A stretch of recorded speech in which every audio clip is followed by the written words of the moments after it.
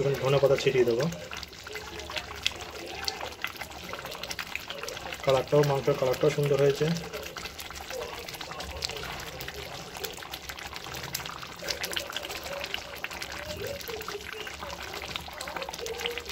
এরপর খুব সহজেই তাড়াতাড়ি চিকেন কারি বানানো যায় কিভাবে, সেটাই তোমাদের সাথে আজকে শেয়ার করব। চলো শুরু করি।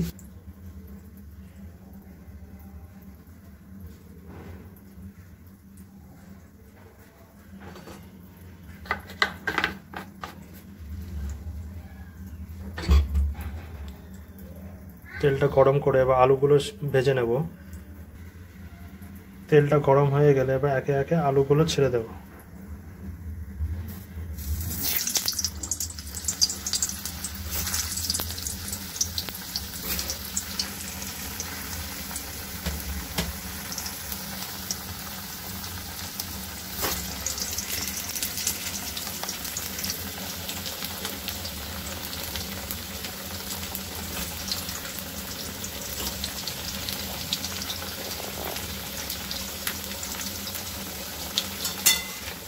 বা আলুগুলো একটু নাড়িয়ে চাড়িয়ে নেব।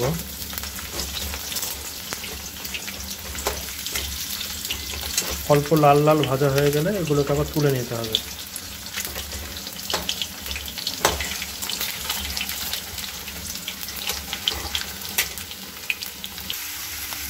এবার আলুগুলো ভাজা হয়ে গেছে, এবার আলুগুলো এক এক করে তুলে নেব।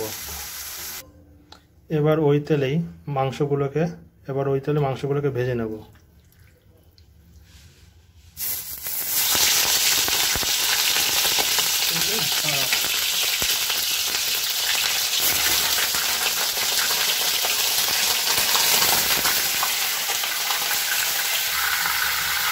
মাংসগুলোকে ভালো করে ভেজে নেব, এতে আরও টেস্টটা আরও ভালো হবে। এতে মাংসগুলো ছিবড়াও থাকবে না।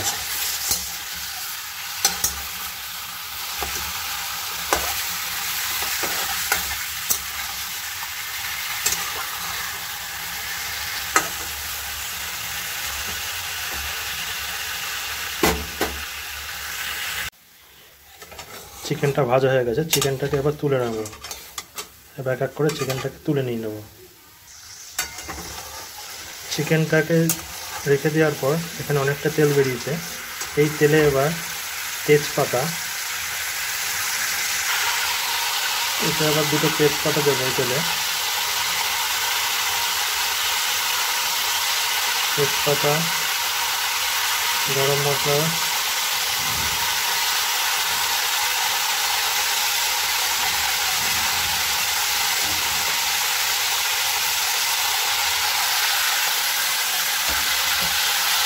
ভালো করে এটাকে নাড়িয়ে নেব।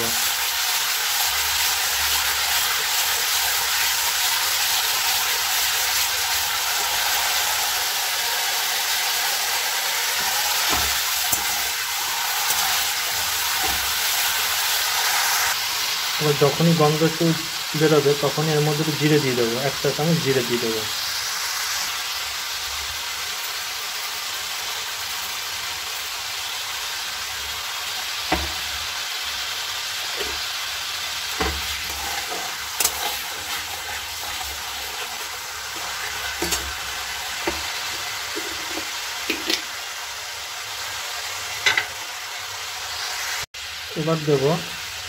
এবার দিয়ে দেবো কুচনো পেঁয়াজটা।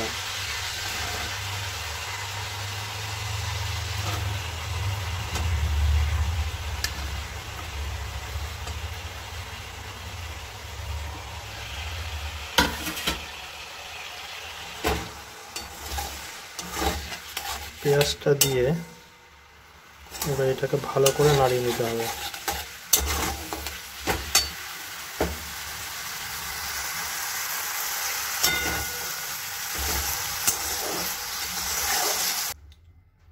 এখানে পেঁয়াজটা ভাজছে আর এখানে মাংসটাকে ভালো করে ম্যারিনেট করে নেব। এখানে এবার মাংসটার মধ্যে দেবো হচ্ছে দই, আর কাশ্মীরি লঙ্কার গুঁড়ো দেবো 1 চা চামচ, আর ধনে গুঁড়ো দেবো হচ্ছে 1 চা চামচ, আর দেবো হচ্ছে গরম মশলার গুঁড়ো দেবো হচ্ছে 1 চা চামচ। এই করে ম্যারিনেট করে 10 থেকে 15 মিনিট আমি রেখে দেবো।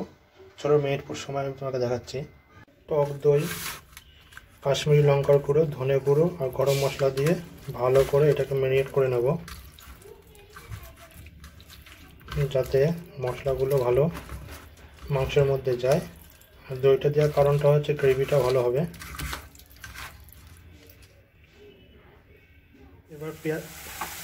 এবার পেঁয়াজটা ভাজা হয়ে যাওয়ার পর এবার আদা রসুন পেস্টটা দিয়ে দেবো।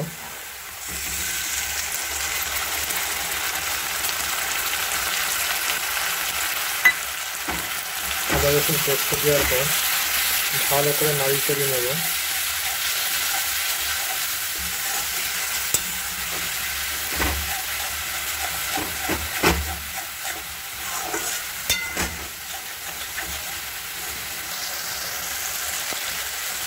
কি সুন্দর মশলা থেকে অল্প অল্প করে তেল বেরিয়েছে, সেই তেল দিয়ে ভালো করে মশলাগুলোকে কষিয়ে নিতে হবে।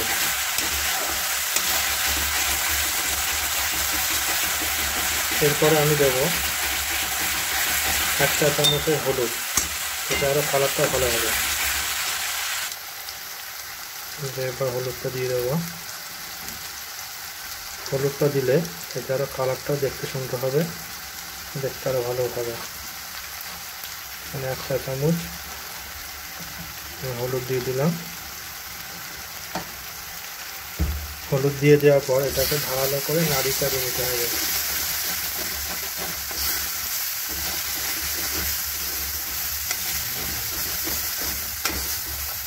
এবার কষিয়ে নেওয়ার পর এবার দিয়ে দেবো 2টো টমেটো বাটা করে রেখেছিলাম, সে টমেটো বাটাটা দিয়ে দেবো।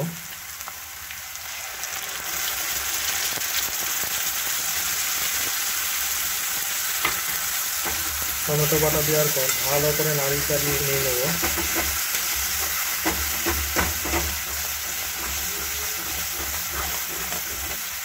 টমেটো বাটাটাকে ভালো করে কষিয়ে নিতে হবে।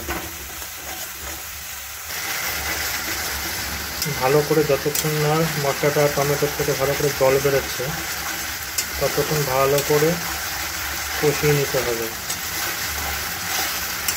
কি সুন্দর পাশ থেকে তেল বেরিয়েছে। এই আর কিছুক্ষণ কষিয়ে নেওয়ার পর এরপর ভেজে রাখা আলুগুলো দিয়ে দেবো। ভেজে রাখা আলুগুলো দিয়ে দেবো।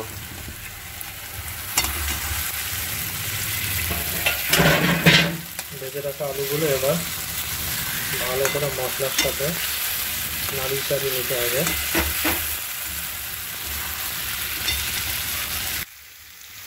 আলুগুলো ভালো করে নাড়ি চাড়িয়ে নেওয়ার পর এবার ম্যারিনেট করা মাংসগুলো এর মধ্যে দিয়ে দেবো।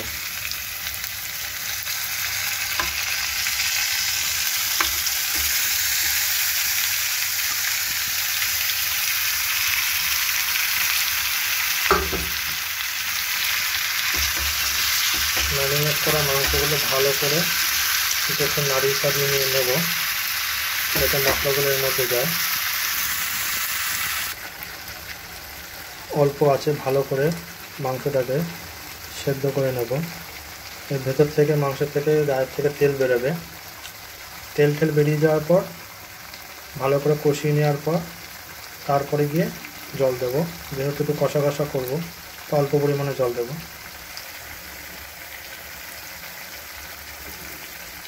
একটু ঝাল ঝাল করার জন্য কাঁচা লঙ্কা কেটে রেখেছিলাম, সেই কাঁচা লঙ্কা ছোটো ছোটো কাঁচা লঙ্কা 6টা কেটে মাঝখান থেকে চিড়ে এইগুলো দিয়ে দিলাম। এরপর দেব এর উপরে হালকা স্বাদ অনুযায়ী নুন। 10 মিনিট ভালো করে নাড়ানো চাড়ানোর পর মাংসের গায়ের থেকে ভালো তেল বেরিয়েছে। আর 2-3 মিনিট ভালো করে নাড়িয়ে চেড়ে নেওয়ার পর এর মধ্যে গরম জল দিয়ে দেবো অল্প পরিমাণে, যেহেতু মাংসটাকে কষা করবো বলে।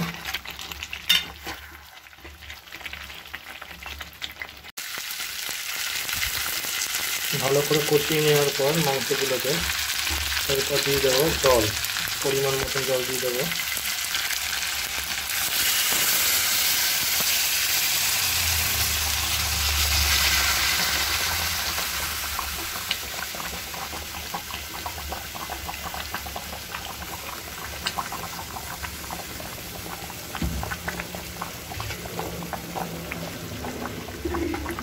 পরিমাণ মতন জল নিয়ে এবার ভালো করে একটু নাড়িয়ে নেব।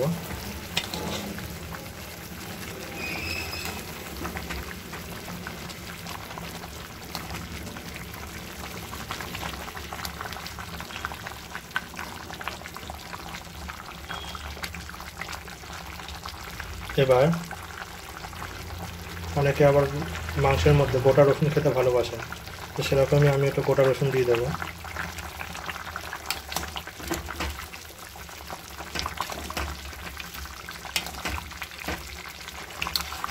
মাংসটাকে ভালো করে ফুটতে দেবো।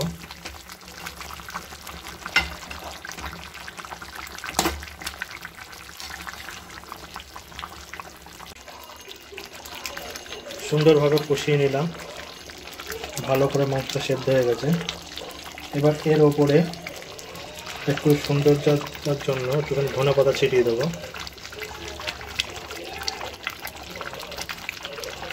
মাংসের কালারটাও সুন্দর হয়েছে।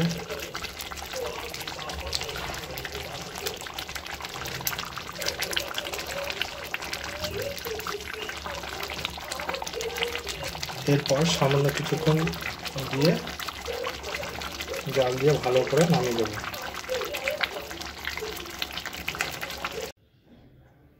এটা হচ্ছে শেষ ফিনিশিং। এই যে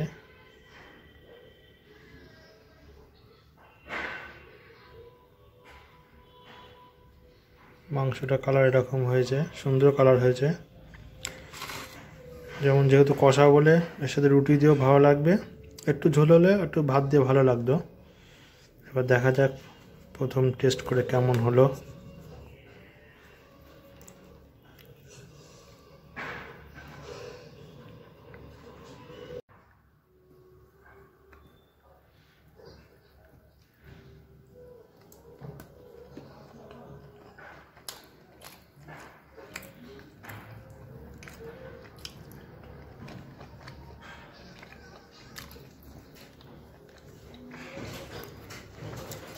সুন্দর হয়েছে, যেমনি মাংসটা নরম হয়েছে তেমনি নুন ঝাল সব পারফেক্ট হয়েছে, সুন্দর খেতে হয়েছে।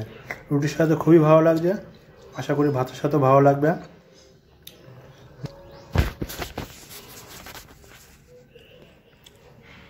খুবই সুন্দর খেতে হয়েছে, রুটির সাথে দুর্দান্ত লাগছে, ভাতের সাথেও ভালো লাগবে। চলো টাটা, আবার অন্য কোনো ভিডিওতে আবার তোমার সাথে দেখা হবে। ততক্ষণ টাটা, বাই বাই।